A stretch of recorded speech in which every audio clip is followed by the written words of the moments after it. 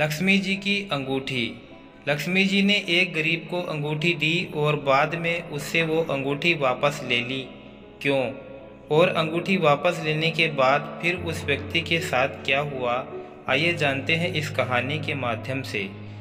जय श्री श्याम दोस्तों। एक गरीब व्यक्ति था। वह नित्य भगवान विष्णु और लक्ष्मी जी की पूजा करता था।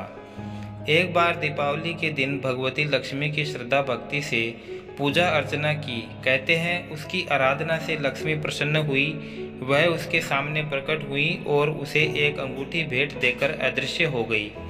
अंगूठी सामान्य नहीं थी। उसे पहनकर जैसे ही अगले दिन उसने धन पाने की कामना की तो उसके सामने धन का ढेर लग गया। वह खुशी के मारे झूम उठा। इसी बीच उसे भूख लगी तो मन में अच्छे पकवान खाने की इच्छा हुई। कुछ ही पल में उसके सामने पकवान आ गए। अंगूठी का चमत्कार मालूम पड़ते ही उसने अपने लिए आलीशान बंगला, नौकर चाकर आदि तमाम सुविधाएं प्राप्त कर लीं। वह भगवती लक्ष्मी की कृपा से प्राप्त उस अंगूठी के कारण सुख से रहने लगा। अब उसे किसी प्रकार का कोई दुख, कष्ट या चिंता नहीं थी। नगर में उसका बहुत नाम हो गया। एक दिन उस नगर में जोरदार तूफान के साथ बारिश होने लगी। कई निर्धन लोगों के मकानों के छप्पर उड़ गए। लोग इधर उधर भागने लगे। एक बुढ़िया उसके बंगले में आ गई। उसे देख वह व्यक्ति गरज कर बोला, ए बुढ़िया, कहाँ चली आ रही है बिना पूछे? बुढ़िया ने कहा, कुछ देर के लिए तुम्हारे यहाँ रहना चाहती हूँ। लेकिन उसने उसे बुरी तरह डांट झपट दिया। उस बुढ़िया ने कहा, मेरा कोई आसरा नहीं है, इतनी तेज बारिश में कहाँ जाऊंगी? थोड़ी देर की तो बात है।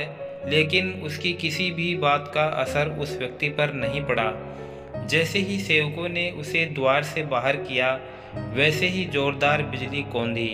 देखते ही देखते उस व्यक्ति का मकान जलकर खाक हो गया। उसके हाथों की अंगूठी भी गायब हो गई। सारा वैभव पल भर में राख के ढेर में बदल गया। उसने आंख खोलकर जब देखा तो सामने लक्ष्मी जी थी। जो बुढ़िया कुछ देर पहले उसके सामने दीनहीन होकर गिड़गिड़ा रही थी, वहीं अब लक्ष्मी जी के रूप में उसके सामने मंद मंद मुस्कुरा रही थी। वह समझ गया उसने बुढ़िया को नहीं, साक्षात लक्ष्मी जी को घर से निकाल दिया था। वह भगवती के चरणों में गिर पड़ा। देवी बोली, तुम इस योग्य नहीं हो।